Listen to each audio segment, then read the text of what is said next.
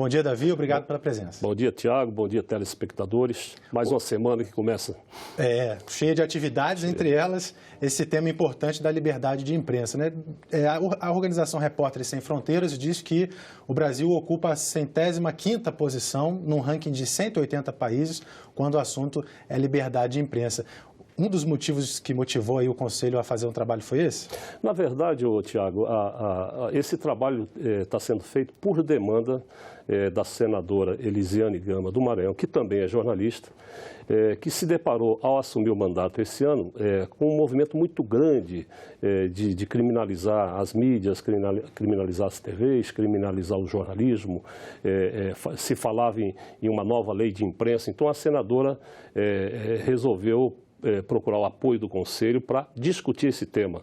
Então, na verdade, ela foi a instigadora do processo e provavelmente hoje é a última reunião do Conselho, do atual mandato, que é de 2 anos. Provavelmente esse relatório será aprovado. Eu acho que vai ser um grande documento à sociedade brasileira e um libelo a favor da liberdade de imprensa no Brasil e também a liberdade de expressão, que são duas coisas diferentes, mas que se integram.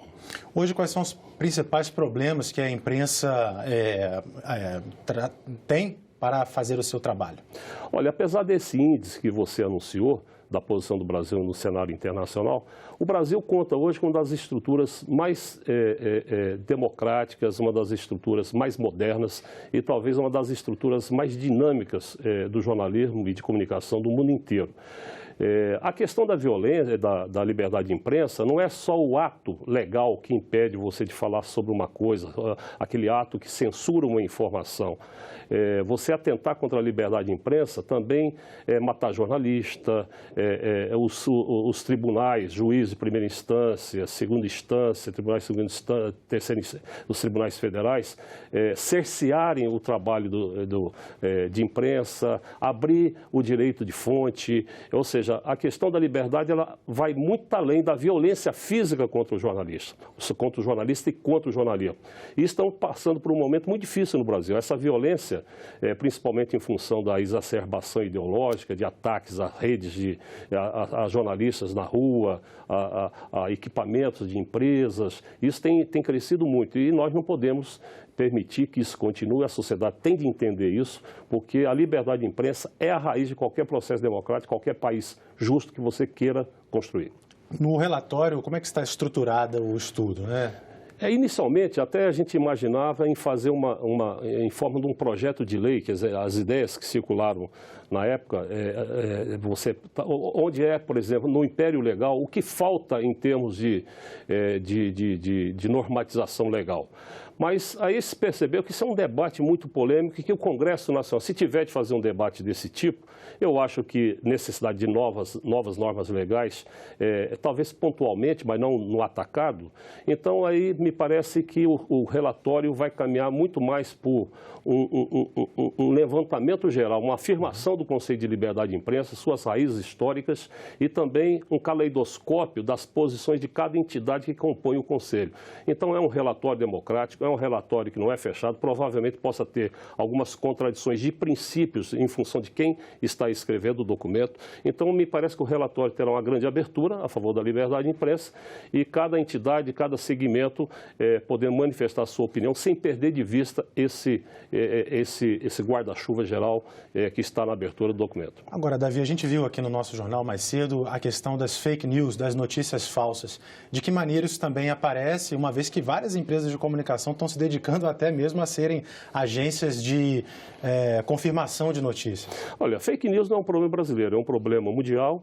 Ele é resultado dessas novas tecnologias, novas plataformas e realmente ela perpassa toda a sociedade brasileira. O problema da fake news é aquilo que está estipulado no artigo 5º, acho que é o artigo 5º da Constituição, que ela proíbe o anonimato. O problema não é a pessoa externar a sua opinião, que é diferente da do governo, que é diferente da minha, que é diferente de outra entidade. Externar a opinião todo mundo pode, inclusive opiniões até absurdas, salvo aquilo que a Constituição estabelece muito claramente.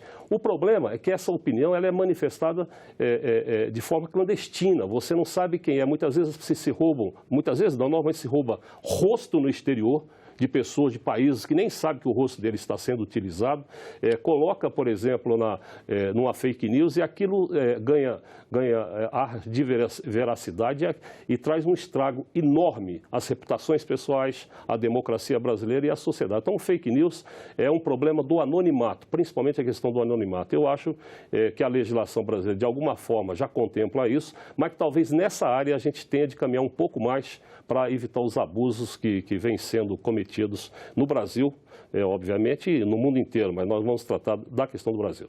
Como você mencionou, hoje é a última reunião do Conselho de Comunicação Social neste mandato. Eu queria que fizesse um apanhado assim, do que você acredita que o Conselho pôde aconselhar de maneira adequada para os parlamentares. Primeiro que eu acho o seguinte, aí parabenizar as gestões do Senado, parabenizar a Secretaria-Geral, parabenizar o Bandeira, que o Conselho de Comunicação me parece que pegou, ele durante algum tempo, ele ficou sem ser instituído, por alguma razão política, ficou até 6 anos sem ser instituído. Houve um mandato, depois ele passou um período de 6 anos sem existir o Conselho, e o Conselho agora vem trabalhando de forma mais sistemática. Me parece que o próprio Senado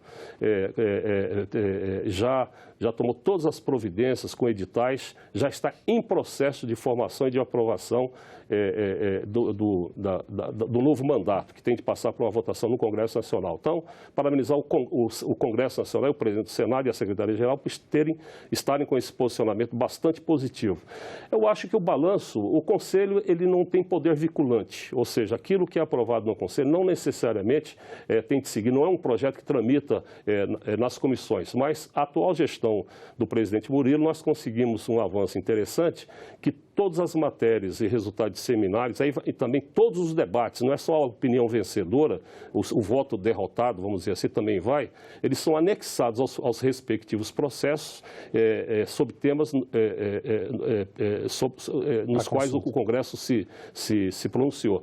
Então, nós temos perto de 240, 250 projetos de comunicação tramitando na Câmara, uns 60, 70 no Senado.